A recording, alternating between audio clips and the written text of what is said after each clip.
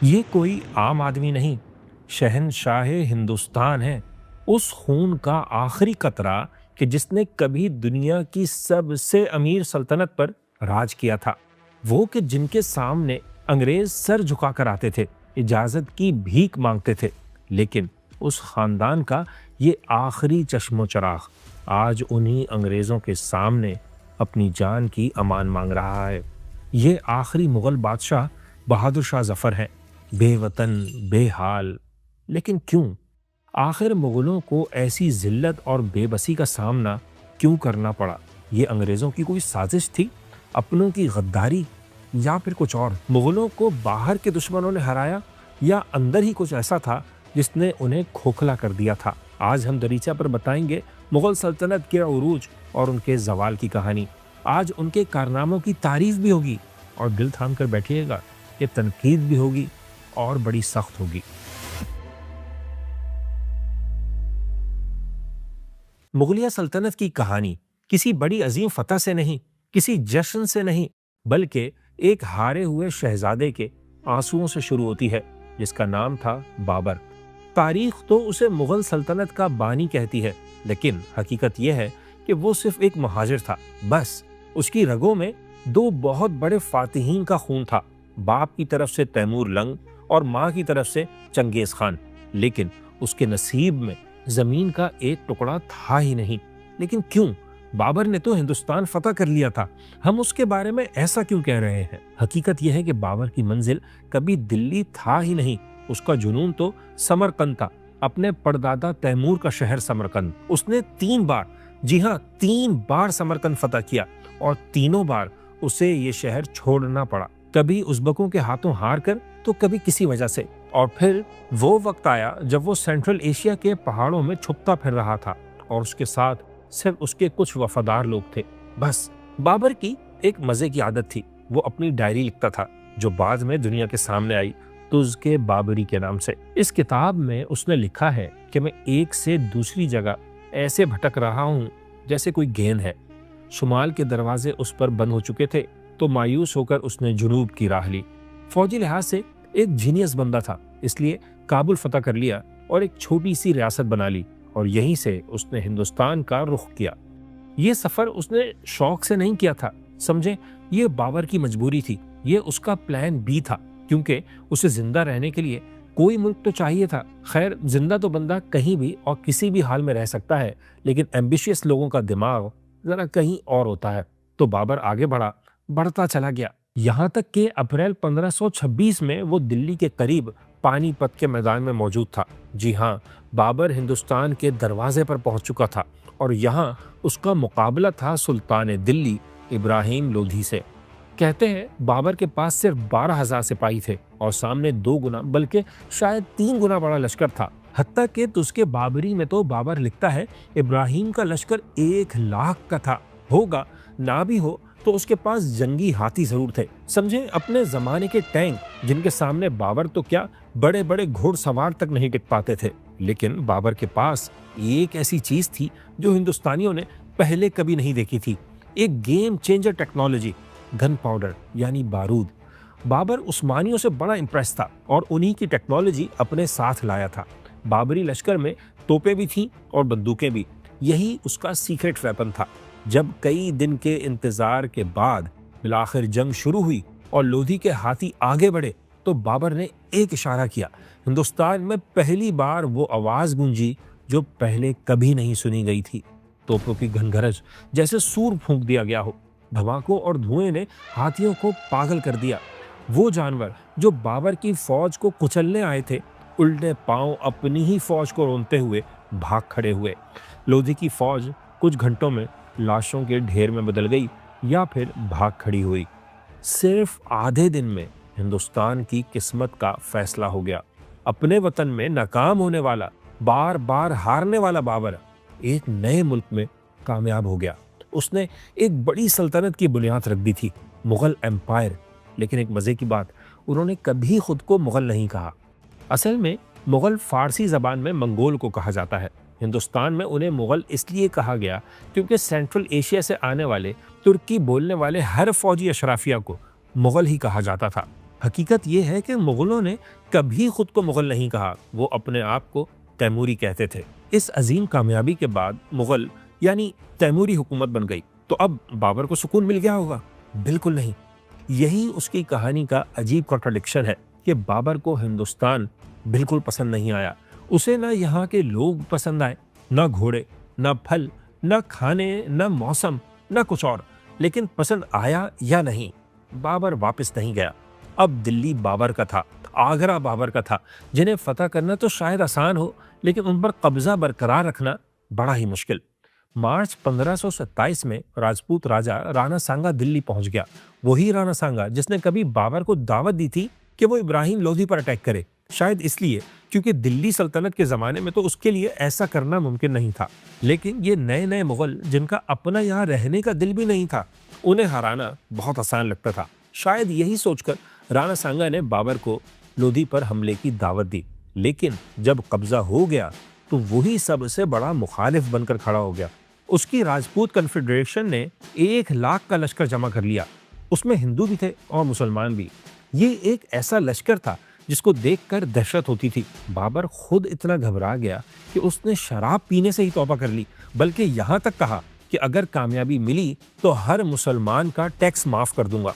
जी हाँ, ये वही बाबर था जो कहता था, बाबर बाएश कोश के आलम दोबारा नीस, यानी बाबर ऐश में लगे रहो कि दुनिया दोबारा नहीं मिलेगी। लेकिन अब तौबा ताइब वाला बाबर आगे आया। खानवा की जंग में उसका राणा सांगा से मुकाबला हुआ और खूब हुआ। यहाँ भी बाबर का तोपखाना डिसाइसिव फैक्टर बना। बाबर फिर जीत गया। उसने तख्ते दिल्ली के 2 बड़े दावेदारों को खत्म करके साबित कर दिया कि अब दिल्ली सिर्फ उसका है। लेकिन ये सब करने के बाद भी वो ज्यादा अरसे दिल्ली पर राज नहीं कर पाया। इस अजीम कामयाबी के सिर्फ 3 साल बाद दिसंबर 1530 में वो मर गया, सिर्फ 47 साल की उम्र में। उसके बाद बादशाह बना बाबर का लाडला बेटा हुमायूं। जैसे तैमूर जैसे जाबिर बादशाह की औलाद बहुत ही मुख्तलिफ मिजाज की थी, बिल्कुल वैसे ही बाबर का बेटा भी उससे बिल्कुल अलग था। समझे, वो तो बादशाहत के लिए बना ही नहीं था। बहुत शरीफ, नर्म दिल और जरा वहमी किस्म का बंदा। उसे तो पॉलिटिक्स से ज्यादा सितारों की चालों में इंटरेस्ट था, और हिंदुस्तान पर ग्रिप के लिए जरूरी था कि आपका दिमाग फौजी अंदाज से चलता हो। शायद इसलिए वो सल्तनत संभाल नहीं पाया, क्योंकि उसका मुकाबला हिंदुस्तान के सबसे ज़हीन बंदे से हो गया, शेर खान उर्फ शेर शाह सूरी से। एक अफगान लीडर जिसने मुगलों को हिंदुस्तान से निकाल बाहर कर दिया। चौसा और कनूज की जंगों में हुमायूं की फौज ऐसी हारी कि बड़ी मुश्किल से उसकी जान बच सकी। सल्तनत खत्म हो गई। 1-2 साल के लिए नहीं, 15 सालों के लिए, यानी आजकल की जमहूरी हुकूमतों के 3 अदवार के बराबर। ये मुगल हिस्ट्री का बड़ा ही शर्मनाक चैप्टर था। उनका बादशाह भाग रहा था राजस्थान की गर्मी में, सिंध के सहराओं में। ना उसके पास फौज थी, ना तख्त और ना ही हुकूमत। ना वो काबुल जा सकता था, ना कहीं और, क्योंकि कोई उसे अपने पास देखना भी नहीं चाहता था। ये थी उस जमाने की रियलिटी। खुद को जंग के मैदान में साबित करो, वरना तुम्हारा भाई भी अपना नहीं है। तो इसी भाग दौड़ में सिंध के रेगिस्तान में अमरकोट के मकाम पर हुमायूं के यहाँ एक बेटा पैदा हुआ। नाम रखा गया अकबर। जी हाँ, अकबर किसी महल में नहीं, दरबदरी में, जिलावतनी में, गुमनामी में पैदा हुआ। कौन जानता था कि ये बच्चा हिंदुस्तान का सबसे बड़ा बादशाह बनेगा, अकबर आजम कहलाएगा। खैर, ये वक्त तो जब आएगा तब आएगा। अभी तो हुमायूं को अपनी जान के लाले पड़े हुए थे। उसके पास सिर्फ एक ही उम्मीद थी, पड़ोसी मुल्क ईरान, जहां तब सफवी एम्पायर का राज था। वहां के बादशाह तहमास्प ने हुमायूं को पनाह दी, लेकिन कहते हैं बड़ी भारी कीमत ली। उसे कहा गया वो अपना मसलक बदल ले। लेकिन क्यों? क्योंकि सफवी हुकूमत ऐसी ही थी। बताएंगे आपको सफवी एम्पायर के बारे में एक अलग वीडियो में। तो हुमायूं ने मसलक बदला या नहीं, ये तो हम नहीं कह सकते, लेकिन ये बात तय है कि उसे ईरानी मदद जरूर मिली। हुमायूं की दोबारा एंट्री हुई। उसने अपने भाइयों को हराया और कंधार और काबुल वापस लिए। फिर दिल्ली हासिल करने की कोशिश की, लेकिन इसमें उसे 15 साल लग गए। 1555 में जाकर वो दोबारा तख्ते दिल्ली पर बैठा, जब शेर शाह बल्कि उसका बेटा सलीम शाह भी मर चुका था। जो भी था, एक लंबे वक्फे के बाद मुगल सल्तनत दोबारा जिंदा हो गई। लेकिन किस्मत देखें, इतनी मेहनत और कोशिश के बाद, इतनी जिल्लत और मुश्किल झेलने और इतनी जंगें लड़ने के बाद जब हुमायूं को हुकूमत करने का मौका मिला तो उसे सिर्फ 6 महीने मिले। एक शाम वो अपने कुतुब खाने यानी लाइब्रेरी में गिरा और उसे सर पर ऐसी चोट लगी कि 3 दिन में ही इंतकाल हो गया। हुमायूं चला गया और पीछे ऐसा हिंदुस्तान छोड़ गया जहां उसके 13 साल के बेटे अकबर ने हुकूमत करना थी, जिसने मजहब, सियासत और कल्चर में एक नया और कंट्रोवर्शियल दौर शुरू किया।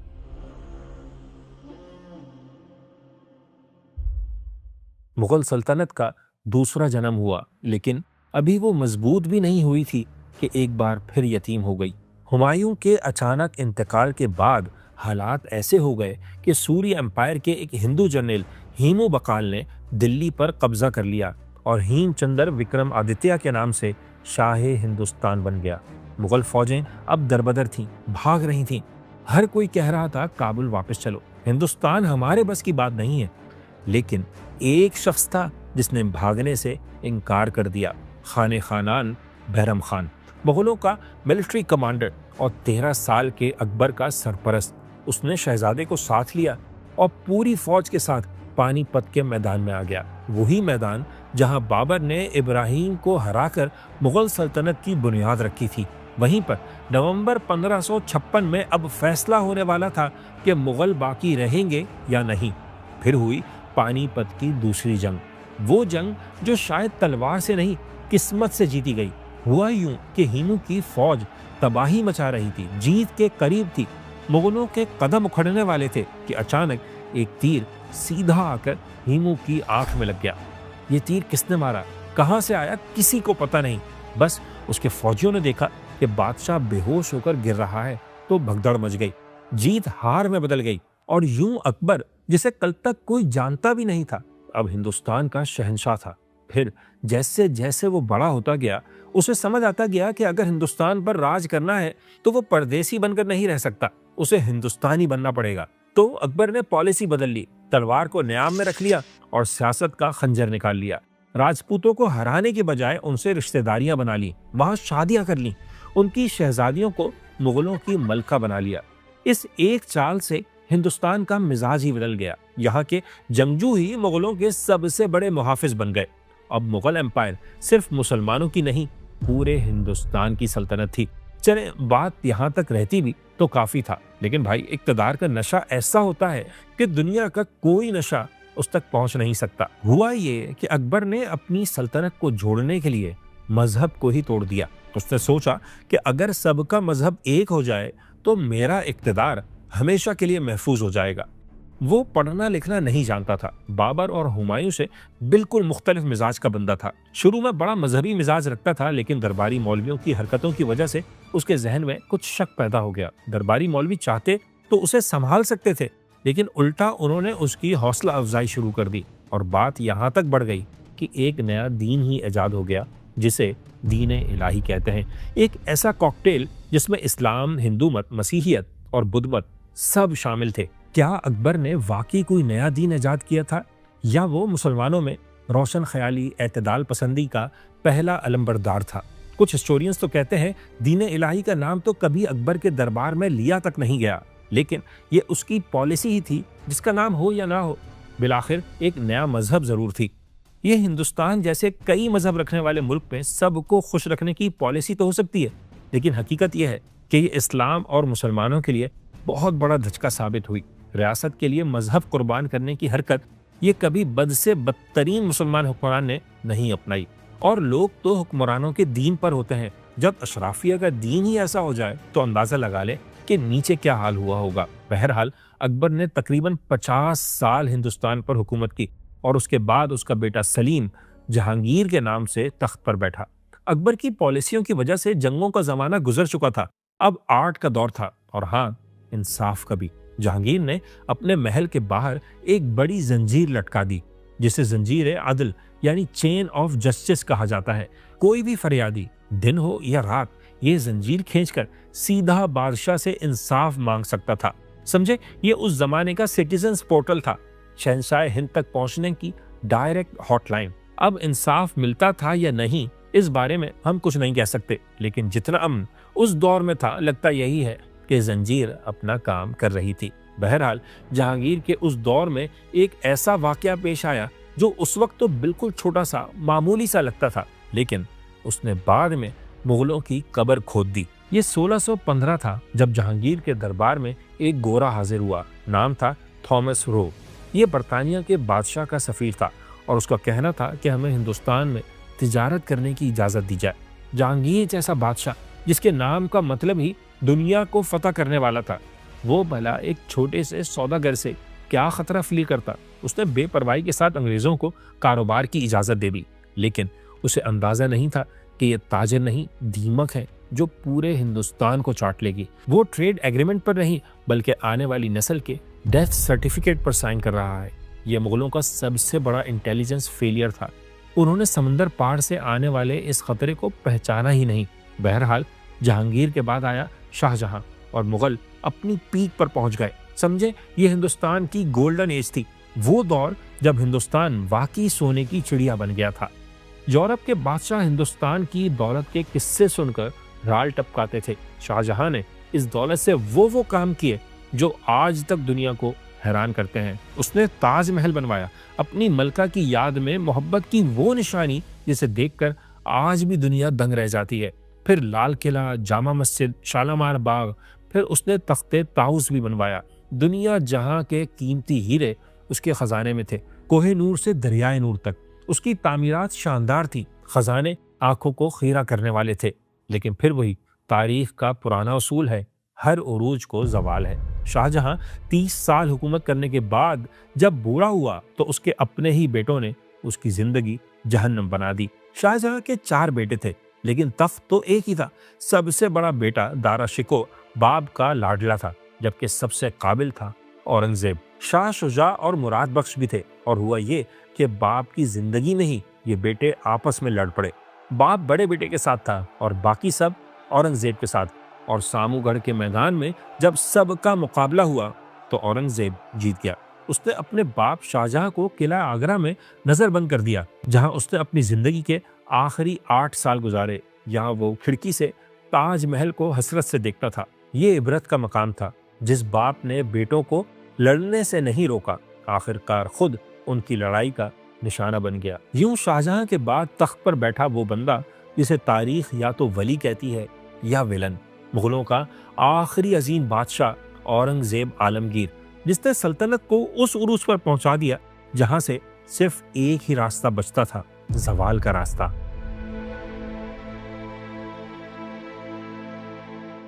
सन 1658 तख्ते ताउस पर अब वो शख्स बैठा था जिसने अपने बाप को कैद किया और अपने तीनों बागी भाई भी कत्ल करवाए। जी हाँ, औरंगजेब आलमगीर, तारीख का सबसे मिसअंडरस्टूड किंग, एक ऐसा बादशाह जिसको मरे हुए भी आज 300 से ज्यादा साल हो चुके हैं, लेकिन वो अब भी जिंदा है। आज की हिस्ट्री की किताबों में, मीडिया में, खबरों में, सियासत में इंडिया में उसे आज भी एक जालिम हिंदू दुश्मन और मंदिर तोड़ने वाला बनाकर पेश किया जाता है। लेकिन क्यों? क्या ये अंग्रेजों का फैलाया हुआ नैरेटिव है या हिंदुत्व के पैरोकारों का प्रोपेगेंडा? आए सच जानते हैं। सबसे पहले ये कि अगर औरंगजेब इतना ही हिंदू दुश्मन था तो उसकी फौज में हिंदू जर्नलों की तादाद अकबर से भी ज्यादा क्यों थी? औरंगजेब के दौर में तो मुगल एडमिनिस्ट्रेशन का तकरीबन 33% हिंदू था, जो पूरी मुगल हिस्ट्री में सबसे ज्यादा था। एक और बात, कहा जाता है उसने मंदिर तोड़े। हाँ तोड़े, लेकिन कौन से? सिर्फ वो जहां उसके खिलाफ बगावत के मंसूबे बनते थे, जहां से कॉन्स्पिरेसी जन्म ले रही थी।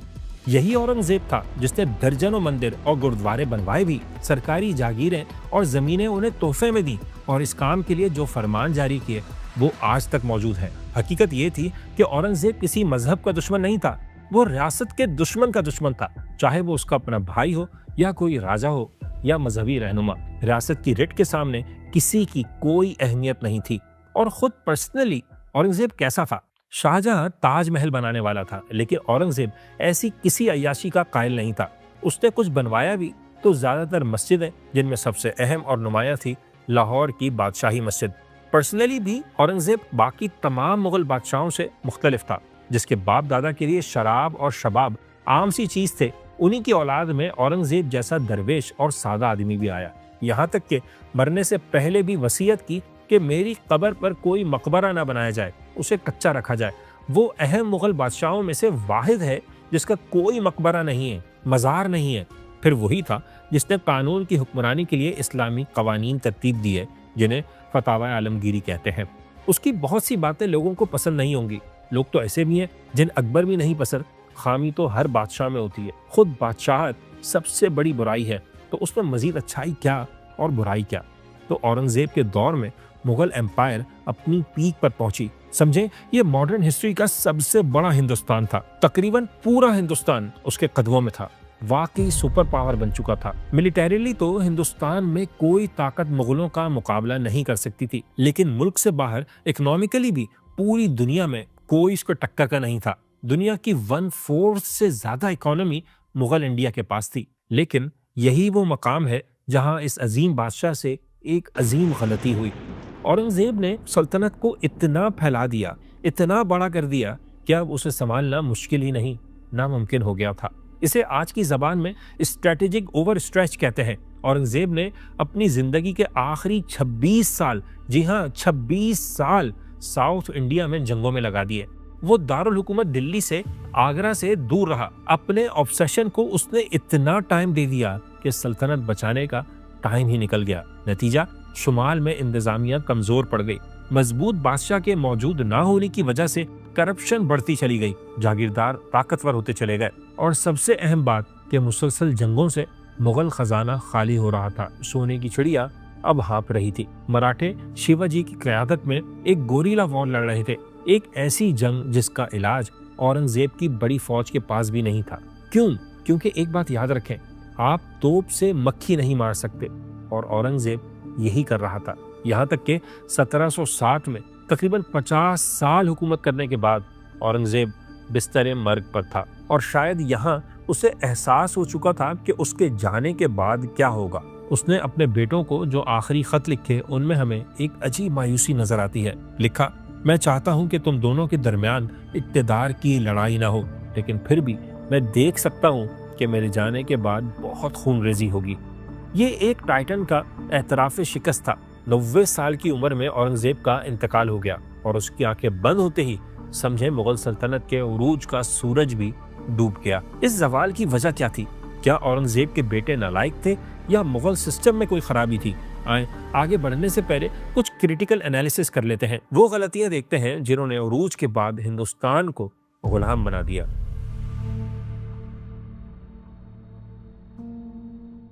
औरंगजेब के बाद अचानक सल्तनत मुगलिया का जवाल शुरू हो गया। लेकिन नहीं, ये अचानक नहीं हुआ था। ये सदियों पुरानी बीमारियां थी जो अंदर ही अंदर पल रही थी, लेकिन अब सामने आ गई थी।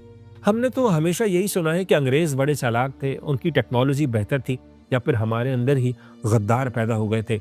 जो कुछ हुआ उन्हीं की वजह से हुआ।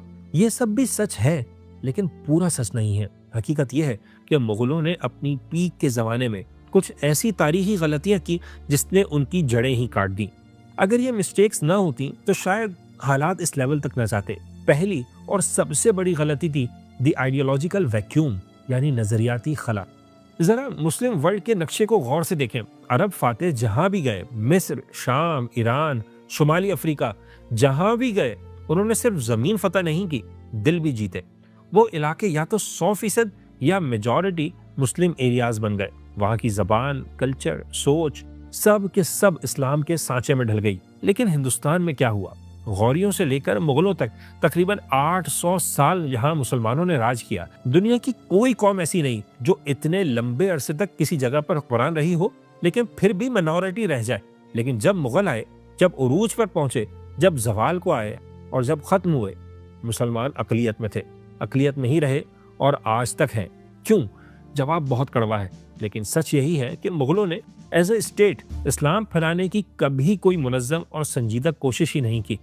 नहीं, मैं ये नहीं कह रहा कि तलवार के जोर पर फैलाएं। इस्लाम ना तलवार के जोर पर फैला है और ना फैल सकता है। मैं कह रहा हूं कि वो मैदान तो तैयार करें कि जिसमें इस्लाम को आगे बढ़ने का मौका मिले। आप कहेंगे बादशाहतें होती ही ऐसी हैं, उनकी प्रायोरिटी दीन नहीं, सिर्फ और सिर्फ रेवेन्यू हासिल करना थी। बस नहीं भाई, जहां बादशाह का नाम जुमे के खुतबे में लिया जाता है, जहां उसे जिल्ले इलाही कहा जाता है, वो रियासत दीन की तबलीग का कोई निज़ाम ना बनाए, ये बहुत बड़ी गफलत है, कोताही है। बल्कि जुर्म है। मुगल बादशाहों में तो अकबर ने हद ही कर दी। रियासत को जोड़ने के लिए दीन इलाही का शोशा छोड़ दिया, यानी हुकूमत मुसलमानों की और इस्लाम की ही जड़ें कमजोर करने लग गई। जब तक औरंगजेब आया तब तक बहुत देर हो चुकी थी। समाज में इतनी बड़ी खलीज पैदा हो चुकी थी, उसे खत्म करना औरंगजेब तो क्या, किसी के बस की बात नहीं थी। अगर मुगल बादशाह रियासत की ताकत और वसाइल को तबलीग दीन के लिए इस्तेमाल करते तो शायद आज बर्रे सगीर का नक्शा कुछ और होता। ये उनकी सबसे बड़ी नजरियाती नाकामी थी। दूसरी गलती, उन्होंने समंदर से मुकम्मल तौर पर गफलत बरती। ये मुगलों की सबसे हैरत अंगेज, बल्कि मैं कहूँगा अहमकाना हद तक बेवकूफ़ी थी। वो सेंट्रल एशिया से आए थे, पहाड़ों और मैदानों के बादशाह थे। शायद इसीलिए उनका दिमाग भी लैंडलॉक था। खुद हिंदुस्तान का मिजाज भी ऐसा ही था। यहाँ के लोग भी अपनी सरजमीन से बाहर निकलने के आदी नहीं थे। तो ना मुगल और ना ही लोकल्स ये समझ पाए कि दुनिया बदल रही है। अब खतरा दर्रा खैबर से नहीं आएगा, बल्कि वो समंदर के रास्ते से आ रहा है। वास्को डी गामा हिंदुस्तान पहुंच चुका था। अंग्रेज, फ्रेंच, डच, पुर्तगाली सब हिंदुस्तान के रास्ते आए। यूरोप नेवल सुपर पावर बन रहा था, लेकिन मुगल अकबर से लेकर औरंगजेब तक दुनिया के अमीर तरीन बादशाहों ने कभी अपनी नेवी बनाने का सोचा ही नहीं।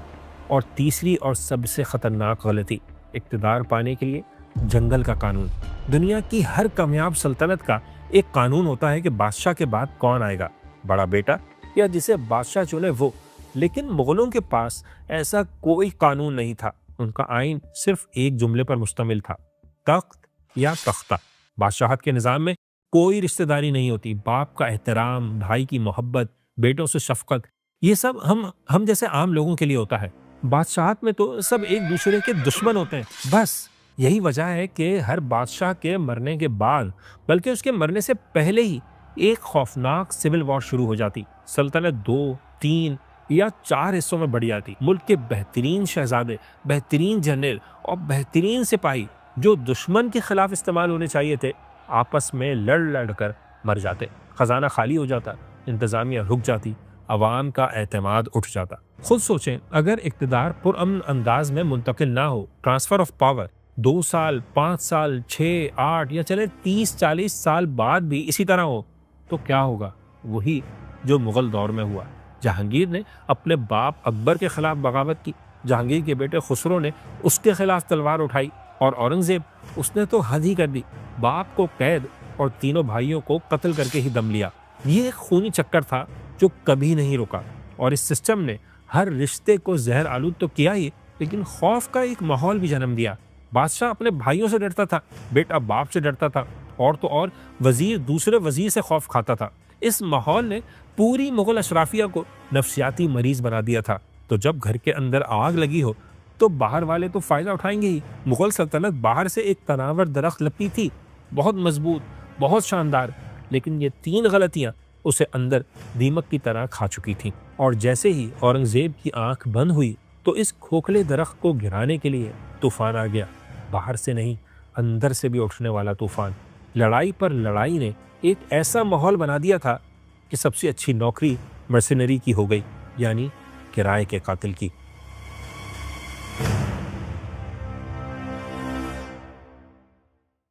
हिंदुस्तान में नया कल्चर था, जिसकी लाठी उसकी भैंस का निजाम, बल्कि ये कहना बेहतर होगा जिसका पैसा उसका सिपाही। हम अक्सर जज्बाती होकर कहते हैं कि अंग्रेजों ने हम पर कब्जा कर लिया, लेकिन सच ये है कि अंग्रेजों ने हमें फतह नहीं किया, उन्होंने हमें खरीद लिया। क्यों? क्योंकि उस वक्त हिंदुस्तान का सिपाही रियासत के लिए नहीं लड़ता था, वो तनख्वाह के लिए लड़ता था। यहाँ तो गालिब जैसा शायर भी कहता है, 100 पुश्त से है पेशे आबा सिपाहगरी, कुछ शायरी जरिए इज्जत नहीं मुझे। यानी गालिब तक शायरी में इज्जत महसूस ही नहीं करते, वो तो सिपाहगरी पर फख्र करते हैं। ये सिपाहगरी क्या थी? हमें कौन ज्यादा पैसे देगा, हम उसके लिए लड़ेंगे। उन्हें कोई फर्क ही नहीं पड़ता था कि उनका आका मुगल है, मराठा है, हिंदू है, मुसलमान है या कोई गोरा है। बस शर्त सिर्फ एक थी, पैसा टाइम पर मिलना चाहिए। और जब मामला वक्त पर पैसे देने का हो तो उस जमाने में नंबर 1 थी ईस्ट इंडिया कंपनी। मुगल खजाना खाली हो चुका था, बादशाहों के पास सिपाहियों को देने के लिए पैसे नहीं थे, वो बगावत कर रहे थे, अपने ही जनरलों को लूट रहे थे। लेकिन दूसरी तरफ अंग्रेजों का बनाया हुआ कॉर्पोरेट कंपनी का सिस्टम पक्का था।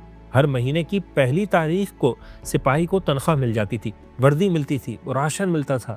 नतीजा, हिंदुस्तान के बेहतरीन लड़ाका पूर्बिया, रोहेले, राजपूत, गोरखे अंग्रेजों की फौज में भर्ती होने लगे। जरा इस आयरनी को देखें तो सही कि अंग्रेजों ने हिंदुस्तान को हिंदुस्तानियों के जरिए ही फतह कर लिया।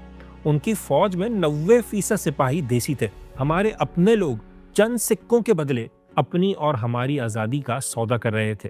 तब किसी हिंदुस्तान का, किसी पाकिस्तान का कोई तस्वुर नहीं था। सिर्फ नमक हलाली का कॉन्सेप्ट था और ये नमक कंपनी दे रही थी। लेकिन बिकाऊ माल सिर्फ सिपाही नहीं थे, बड़े बड़े नवाब और वजीर भी सेल पर लगे हुए थे। औरंगजेब के बाद आने वाले बादशाह, जिन्हें लेसर मुगल्स कहा जाता है, बहादुर शाह अव्वल, जहांदार शाह, फर्रुख सैल, बादशाह नहीं थे, कठपुतलियां थीं। बस असल ताकत उनके वजीरों के हाथ में थी। वो जिसे चाहते तख्त पर बिठाते, जिसे चाहते हटा देते। बादशाहत तक एक तमाशा बन चुकी थी। इस अफरा तफरी को देखकर सल्तनत के मजबूत वजीरों ने फैसला किया कि जहाज डूब रहा है, अपनी अपनी कश्तियां अलग कर लो। निजामुल मुल्क आसिफ जा, जो मुगलों का सबसे काबिल वजीर था, दिल्ली छोड़कर दक्कन चला गया और हैदराबाद में एक अलग रियासत बना ली। सादत खान, उसने अवध में अपनी दुकान सजा ली। बंगाल, मैसूर, मराठे सब अलग हो गए। अब हिंदुस्तान एक मुल्क नहीं रहा था। वो वैसे भी कभी एक मुल्क नहीं था, लेकिन मुगलों ने उसे जोड़ दिया था। लेकिन आखिर कब तक? अब सब अलग अलग हो रहे थे और आपस में ही लड़ रहे थे। मराठे मुगलों से, निजाम मराठों से, कोई किसी से, कोई किसी से, और अंग्रेज वो साइड पर खड़े हंस रहे थे। वो एक को दूसरे के खिलाफ इस्तेमाल करते, उन्हें हथियार बेचते और आखिर में दोनों को निगल लेते। यही उनकी क्लासिक पॉलिसी थी, डिवाइड एंड रूल। लेकिन याद रखें, ये तकसीम अंग्रेजों ने नहीं की थी, तकसीम हमने खुद ही की थी। उन्होंने बस इसका फायदा उठाया। लेकिन उनसे पहले एक और मौका परस्त ने भी मौका मिलते ही हाथ साफ किया। एक ऐसा तूफान जिसने मुगल सल्तनत की रही सही इज्जत भी खाक में मिला दी। नाम था नादिर शाह। ये वो मूवमेंट था जब मुगलों की इज्जत का जनाजा उठ गया। हमीयत नाम था जिसका, गई तैमूर के घर से।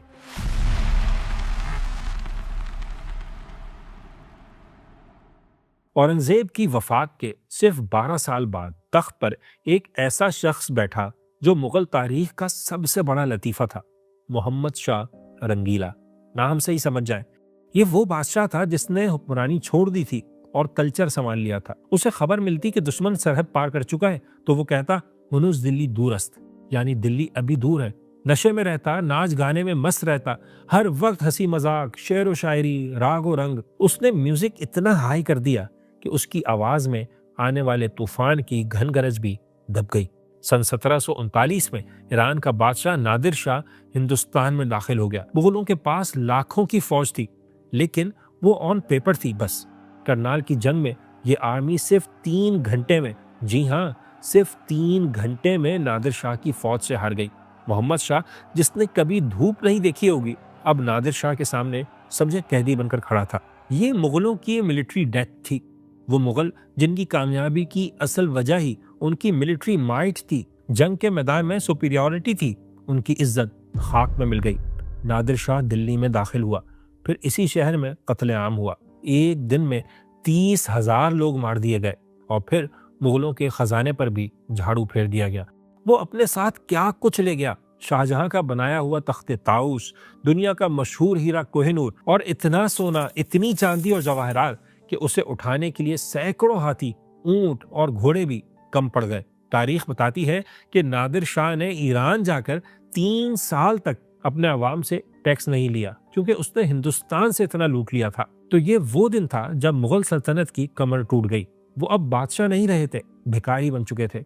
और ये बेहतरीन मौका था ईस्ट इंडिया कंपनी के आगे बढ़ने का। उसने पहले 1757 में बंगाल पर कब्जा किया, प्लासी की जंग में सिराजुद्दौला को हराया और यूं हिंदुस्तान के ग्रेट गेम का बाकायदा हिस्सा बन गई। यहाँ मुगलों को एक चांस मिला, बिल्कुल वैसे ही जैसे स्पेन में यूसुफ बिन ताशफीन ने मुसलमानों को संभलने का आखिरी मौका दिया था। बिल्कुल वैसी ही एक लाइफलाइन अहमद शाह अब्दाली ने दी। 1761 में उन्होंने पानीपत की तीसरी जंग में मराठों को हराया, लेकिन मुगल इस चांस का भी कोई फायदा नहीं उठा सके, क्योंकि उनका सिस्टम इतना गल सड़ चुका था कि अब उसके रिकवर होने का कोई इम्कान नहीं था और बिलाखिर मुगल माइट का आखिरी पर्दा भी गिर गया। 1764 में अंग्रेजों के खिलाफ बक्सर की जंग में हार के साथ ही मुगल बादशाह का रूल खत्म हो गया। अब वो सिर्फ अंग्रेजों का वजीफा ख्वार था। उसका काम बस लाल किले में बैठना, मुशायरे करवाना और अपना वजीफ़ा वसूल करना था, बस। यहाँ तक कि ये सिलसिला भी बिलाखिर 1857 में ख़त्म हो गया, जब हिंदुस्तान ने कंपनी राज के खिलाफ बगावत कर दी, जिसे आज हम जंग आज़ादी कहते हैं। सब ने बूढ़े मुग़ल बादशाह बहादुर शाह जफ़र को अपना लीडर बनाया, लेकिन तब तक बहुत देर हो चुकी थी। ये सब काम बहुत पहले करने के काम थे। जब इत्तेहाद दिखाने का वक्त था, मिल बैठने की बारी थी, तो लड़ लड़ कर अपनी ताकत खुद ही ख़त्म कर दी। अब जब गोरे बहुत पावरफुल हो चुके थे, उनके खिलाफ उठने का कोई फ़ायदा नहीं था। न डिसिप्लिन था, न जदीद हथियार, और ना ही कोई विजन। जंग में सिर्फ जोश और जज्बा काफ़ी नहीं होता। तारीख उठाकर देख लें कि जोश और जज्बा आपको तभी काम आएगा जब डिसिप्लिन होगा, मॉडर्न वेपनरी होगी, जब विजन भी होगा। इसलिए वही हुआ जिसका खतरा था। अंग्रेज़ों ने बगावत को बुरी तरह कुचल दिया, और क्योंकि बगावत का लीडर एक मुसलमान बादशाह था, इसलिए सज़ा भी मुसलमानों को ही ज़्यादा मिली। दिल्ली के हर दरख्त पर एक आलिम या सिपाही की लाश लटका दी गई और बादशाह को गिरफ्तार कर लिया गया, और फिर वो जुल्म किया गया जिसने इंसानियत को शर्मा दिया। गोरों ने बहादुर शाह जफ़र के बेटों और पोतों के सर काटकर थाल में सजाकर नाश्ते के तौर पर पेश किए, और फिर शाह को जिला वतन करके बर्मा भेज दिया गया, जहां उसने अपनी ज़िंदगी के आखिरी साल एक छोटे से कमरे में गुजारे और अपनी बेबसी का नोहा खुद लिखा। कितना है बदनसीब जफ़र दफन के लिए, 2 गज ज़मीन भी ना मिली कुए यार में। पहला मुग़ल बादशाह भी हिंदुस्तान से बाहर दफन हुआ, और आखिरी मुग़ल बादशाह भी। 300 साल तक चलने वाली सल्तनत का चिराग हमेशा के लिए गुल हो गया। लेकिन क्या मुग़ल वाकई ख़त्म हो गए, या वो हमारे कल्चर में, हमारी तहजीब में, हमारी ज़बान, हमारे खानों, बल्कि हमारे डीएनए में भी आज तक जिंदा है?